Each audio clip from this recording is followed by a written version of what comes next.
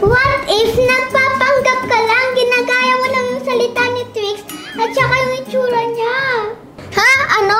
Napaka-imposible naman yan. Nakasumpong na naman yung kililing mo. Hindi ikaw yan! Ako nga to. Nahuhuhaw na ako. Buksan mo na yung pinto.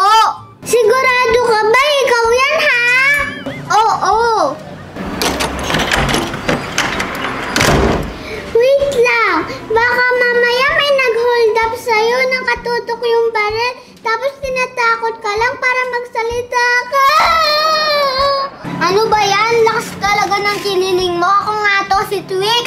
Sigurado ka talaga, ha? Oo, ito. May dala akong stiko. May dala kang stiko?